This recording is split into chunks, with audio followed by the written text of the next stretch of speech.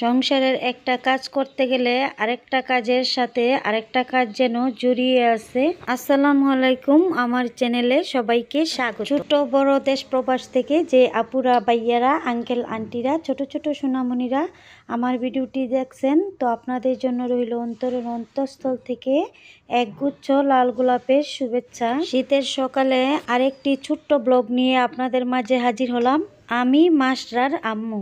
আমরা গৃহিণীরা সাধারণত সকালবেলা ঘুম থেকে উঠেই সবার আগে বিছানাটা পরিষ্কার করি। বিছানাটা পরিষ্কার থাকলে পুরোটাই ঘর যেন পরিষ্কার থাকে, এমনটাই মনে হয় আমার কাছে। যেই দিন মাস্টারমণি ঘুম থেকে একটু দেরিতে উঠে সেই দিন আমি প্রথমে সবজি বাগানে গিয়ে সবজি বাগানে পানি দিই আর সবজি বাগানের কাজগুলো করে নিই। আর যেই দিন ঘুম থেকে তাড়াতাড়ি ওঠে সেই দিন আমি বিছানাটা আগে গুছিয়ে নিই। ওই দিন আর আমার সবজি বাগানে যাওয়া হয় না, কারণ সকালবেলা ঘুম থেকেই আগে ঘর দূর পরিষ্কার করে মাস্টারমণিকে পরিষ্কার করে ফ্রেশ করে তারপরে চলে যায় রান্নাঘরে নাস্তা বানাতে। প্রথমে এক রুমের বিছানাটা গুছিয়ে আর সোফার কাভারগুলা সবগুলা জেরে জুড়ে পরিষ্কার করে নিচ্ছি, যেহেতু সকালবেলা আর আজকে তো মাস্টারমণি ঘুম থেকে একটু দেরি করে উঠছে, সেজন্য আমি গিয়েছিলাম সবজি বাগানের কাজগুলা করতে করতে একটু দেরি হয়ে গেছে। অফ ক্যামেরায় নাস্তা বানিয়ে ফেলেছি আর এখন ঘরের কাজগুলা করে নিতেছি। শীতের সকালে ঘুম থেকে সবারই একটু দেরি করে উঠা পড়ে।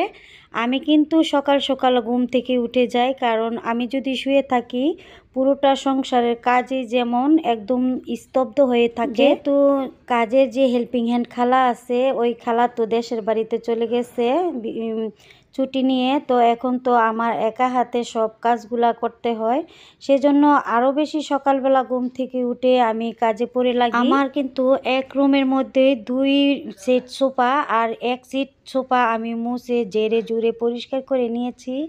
তারপরে আরেক সিট সোফা আমি পরিষ্কার করে নিয়ে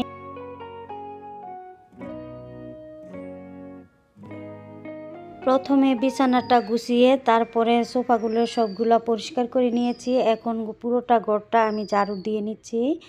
আর ঝাড়ু দেওয়ার পরে দেখি আমার মাস্টারমণি ঘুম থেকে উঠে গেছে, তো এখন তো আমি ঘরটা ঝাড়ু দিয়ে তারপরে আমি অফ ক্যামেরায় এই মাছটাকে ফ্রেশ করে নিব।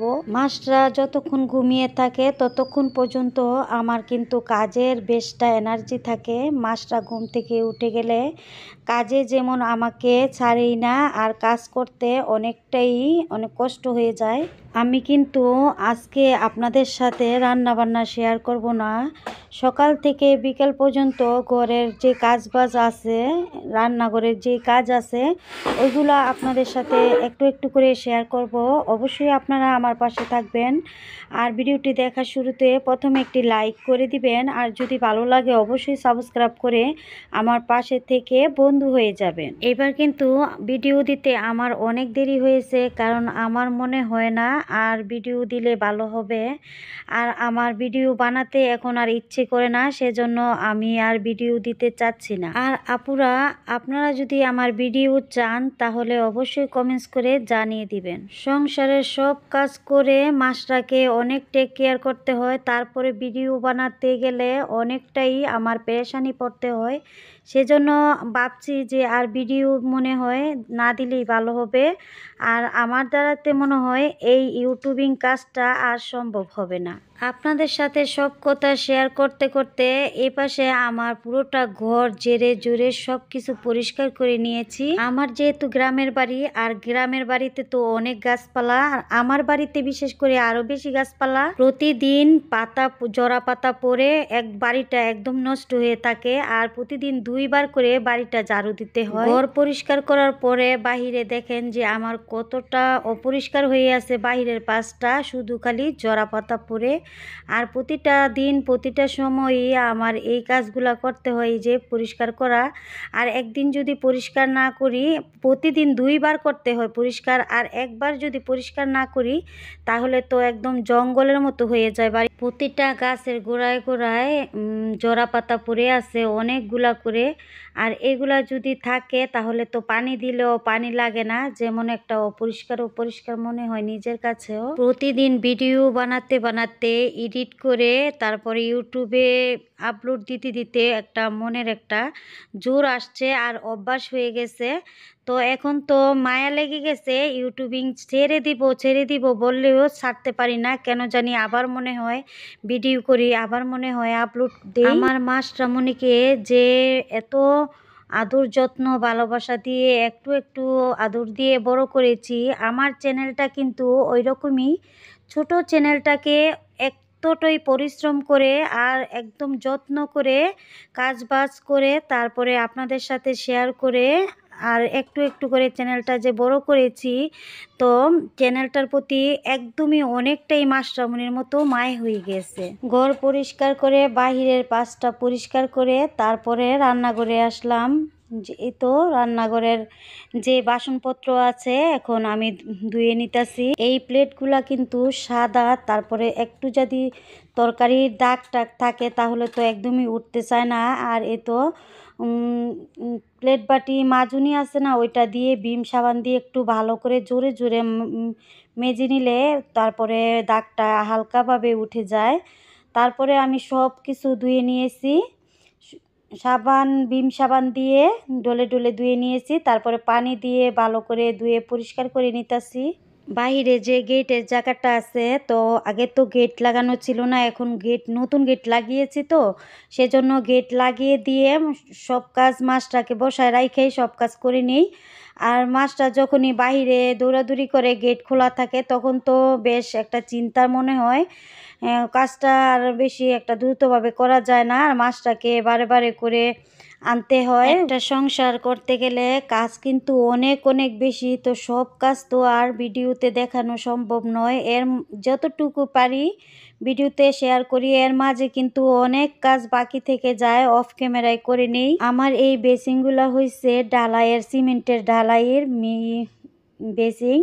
তো পরিষ্কার করলেও যেমন মনে হয় না পরিষ্কার করেছি, এরকমটাই মনে হয়। আর প্রতিটা মুহূর্তে কিন্তু আমি সব কিছু জেরে জুরে পরিষ্কার করে নিই। তাহলে আমার রান্নাঘরটা যেহেতু টিনের রান্নাঘর অনেক পুরনো হয়েছে, সেজন্য পরিষ্কার করলেও যেমন মনে হয় না যে গুছিয়ে রাখছি। প্রতিদিন একটা জিনিস দেখতে দেখতে নিজের কাছেও খারাপ লাগে যে আমার রান্নাঘরটা অনেক পুরনো হয়ে গেছে, আমার কাছে বেশ একটা ভালো লাগে না। আর নতুন একটা মানুষ যখনই দেখে যে রান্নাঘরের ভিতরটা এতটাই গুছানো গাছানো অনেক সুন্দর, তো সবাই আমার রান্নাঘরটা পছন্দ করে। আর আমি প্রতিদিন দেখতে দেখতে আমার কাছে মনে হয় যেন আমার রান্নাঘরটা অনেক পুরনো হয়ে গেছে। আমার কাছে এই রান্নাঘরে কাজ করতেও বেশি একটা ভালো লাগে না। আমার এই টিফিন বাটিটা হয়েছে গিয়ে বাণিজ্য মেলা থেকে এনেছিলাম আমার মাস্টারমণি জন্ম হওয়ার আগে। তো এই টিফিন বাটিটা আমার অনেক কাজে লাগে, তো ধুয়ে দেয় পরিষ্কার করে নিয়েছি। এখন আমি একটা ব্যাগে, শপিং ব্যাগে বেঁধে তারপরে একটা জায়গা রেখে দিব। আর রান্না করে নিয়েছি অফ ক্যামেরায়। আজকে তো বলেছি যে ভিডিওতে রান্না শেয়ার করব না আজকে আপনাদের সাথে, সেজন্য রান্না আর শেয়ার করি নাই। তো রান্না করা হয়ে গিয়েছে, এখন আমি যে রান্নার পরে যে রান্নাঘরটা গুছগাছ করব, পরিষ্কার করব, সেটা আপনাদের সাথে একটু একটু শেয়ার করতেছি। আর প্রতিদিন এই যে সকাল থেকে বিকেল পর্যন্ত কাজগুলা কিন্তু একটার পর একটা লেগেই থাকে। একটা কাজ করা না হইতেই আরেকটা কাজের কথা মনে পড়ে যায়, যেন মনে হয় একটা কাজের সাথে আরেকটা কাজ সংযুক্ত আছে, এমনটাই মনে হয় আমার কাছে। এখানে লবণ, আদা বাটা, রসুন বাটার যে মশলার জারগুলো আছে এখানে রাখি, তারপরে চামচের স্ট্যান্ড, তারপরে সব কিছু ব্লেন্ডার এখানে রাখি। সব কিছু মানে চুলার কাছাকাছি থাকলে সব কিছু সহজ হয় কাজ করার সময়। আর এখন এই জারটার মধ্যে থাকে মুগ ডাল। প্রতিদিনই রান্না একটু দেরি হয়ে যায়, যেহেতু শীতের দিন, ছোটো দিন, সেজন্য কাজবাজ করে ভিডিও বানাতে যদি যাই তাহলে তো রান্না একটু দেরি হয়ে যায়, সেজন্য আর এই কাজগুলো প্রতিদিন করা হয় না। আর মুগ ডাল তো আগেই এনেছিল 2 দিন আগে, তো ডালা হয় নাই, এখন আমি মুগ ডাল ঢেলে নিলাম।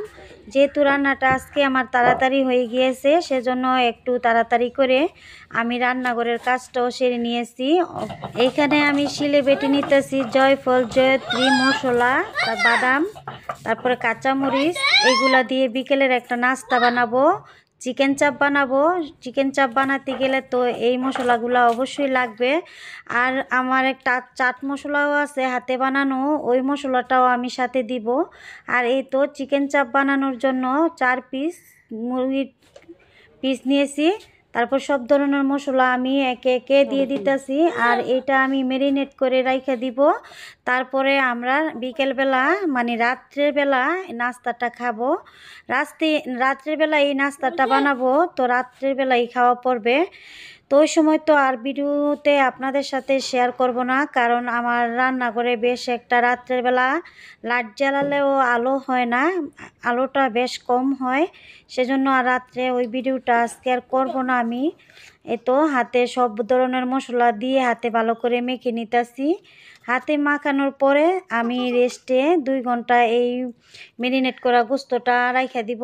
এই আমার হাতে বানানো এই চিকেন চাপটা আমার ছোট ছেলে আজমির অনেকটা পছন্দ করে, সেজন্য আর কি আমি মাঝে মধ্যে এই খাবারটা তৈরি করে দেই।